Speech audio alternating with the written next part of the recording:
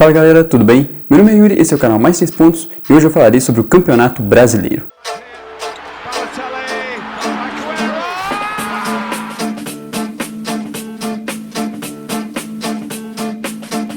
No vídeo de hoje eu irei falar sobre o confronto da última quarta-feira entre São Paulo e Atlético Mineiro. Confronto que foi, talvez, crucial para a decisão do título do Campeonato Brasileiro de 2020. Só para situar um pouco, a tabela atualmente está com o São Paulo líder com 53 pontos, o Atlético Mineiro em segundo com 46 pontos e o Flamengo em terceiro com 45 pontos.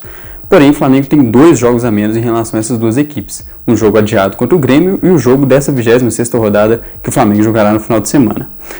Mas nesse vídeo eu irei focar na disputa entre São Paulo e Atlético Mineiro. Então o Flamengo, por mais que seja bem provável que ele ultrapasse o Atlético Mineiro com esses jogos a menos que ele tem, eu vou deixar o Flamengo de lado, deixar um assunto para depois.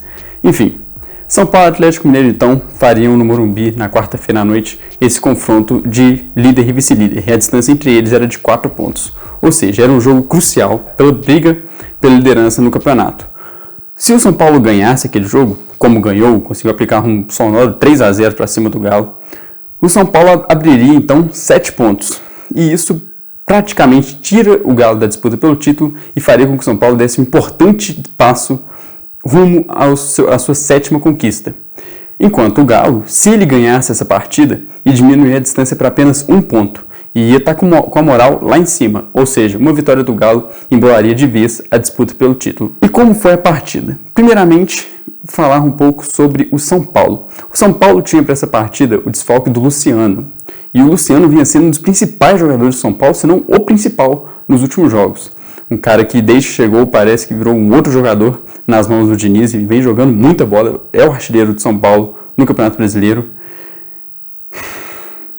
E, enfim, ele com o Brenner vinha fazendo uma dupla de ataque fatal demais. Então, muito esperava que o Luciano faria muita falta nesse ataque são paulino. E, depois disso, então, muito esperava que o Luciano seria substituído pelo Pablo, que é um jogador também de ataque, um jogador que substituiria o Luciano para ser um jogador que faz a mesma função que o Luciano faz, podemos dizer. Mas o Diniz decidiu inventar. Decidiu surpreender na escalação. E, no lugar do Luciano, ao invés de colocar o Pablo, um outro atacante, colocou o Tietê, um volante de origem, ou segundo volante, e então muito ficou uma dúvida de como o São Paulo jogaria. Mas, com essa escolha, São Paulo jogou então com Daniel Alves, Luan, Igor Gomes, Gabriel Sara, Igor Gomes e Gabriel Sara, mais pelos lados do campo, e o Tietê jogando centralizado, quase como um segundo atacante de maneira muito surpreendente.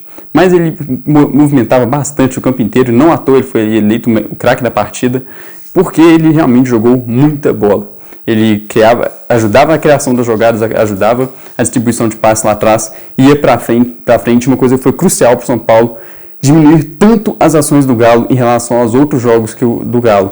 Foi a marcação alta, e o Tietê foi crucial nisso. Porque se fosse Luciano, se fosse Pablo, o São Paulo não teria uma marcação ofensiva, uma marcação alta tão forte assim, já que o Tietê é um marcador melhor do que eles e estava jogando muito avançado.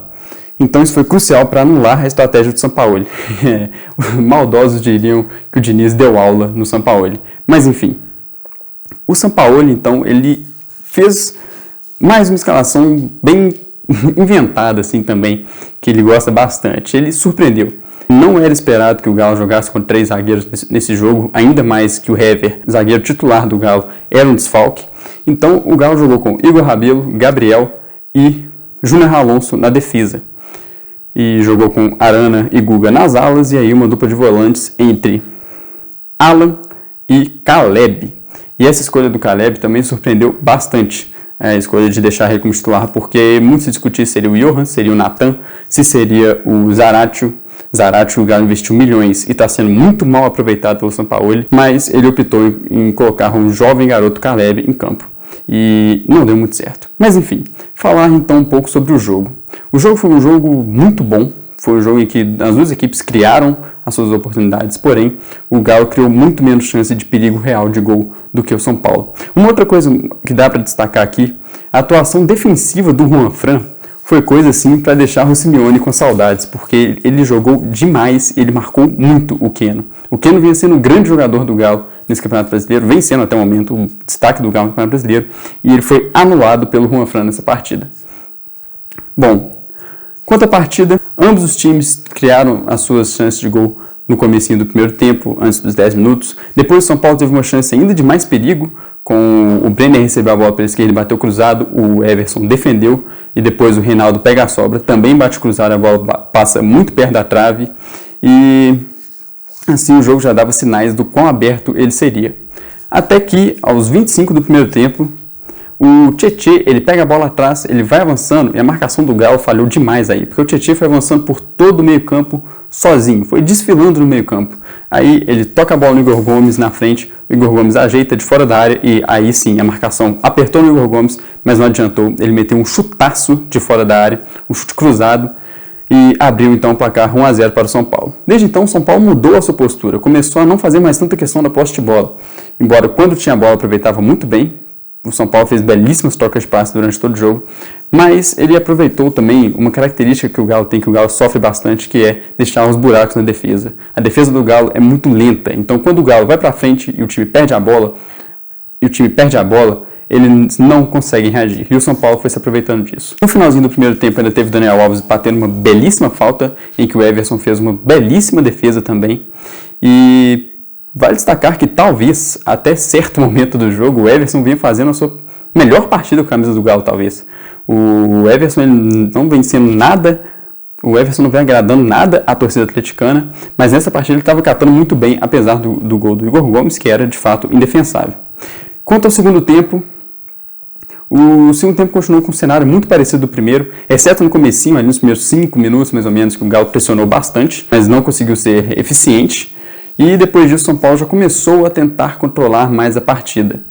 E até que o volante Alan do Galo simplesmente matou a partida.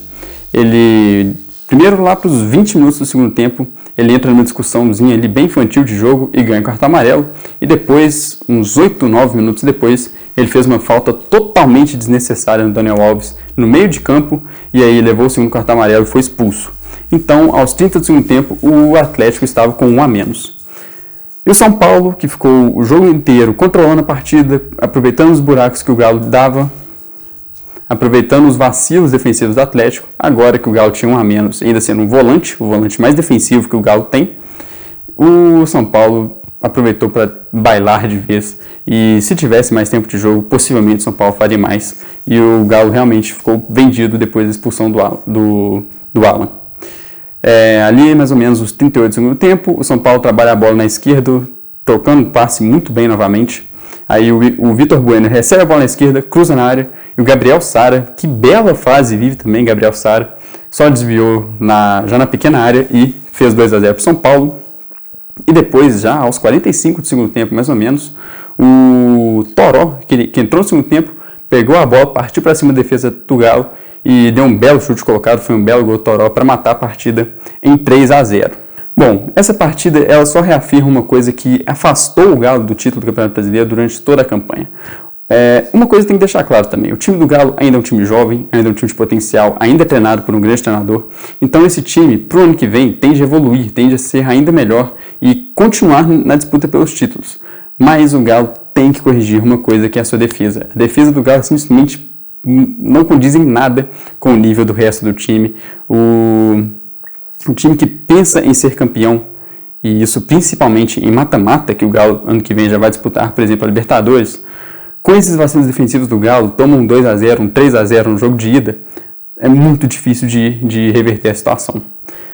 Então o Galo tem que melhorar a sua defesa. O time que já está tão acostumado a investir pesado tem que investir mais pesado ainda na sua defesa e contratar pelo menos zagueiros de mais velocidade, porque esses que o Galo tem não se encaixam em nada, exceto o Júnior Alonso, esses que o Galo tem não se encaixam em nada com o estilo de jogo do São Paulo. E até o Júnior Alonso tem uma questão também, ele desfalca o time várias vezes por conta de seleção e também por algumas suspensões, mas principalmente por conta de seleção, ele sempre está sendo convocado pela seleção paraguaia. Então o Galo tem que reforçar o seu setor defensivo para a próxima temporada, se quiser brigar pelos títulos. E agora, quanto ao São Paulo, o time se afirma de vez, se afirma cada vez mais como o grande favorito ao título brasileiro desse ano.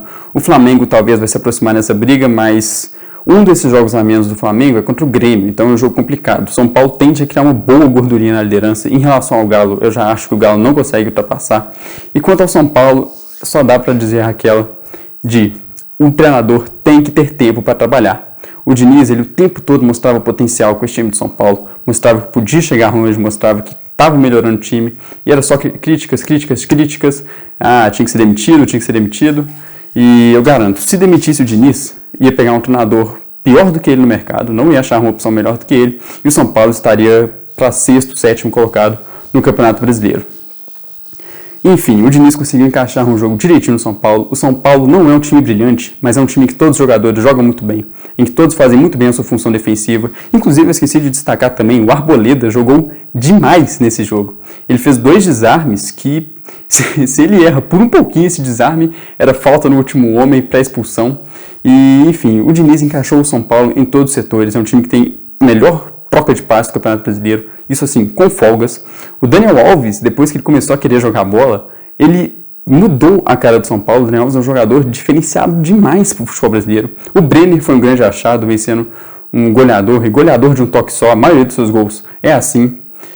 E, enfim, o Diniz achou o time ideal com o São Paulo, e esse time ideal está vivo e está muito firme rumo ao título do Campeonato Brasileiro.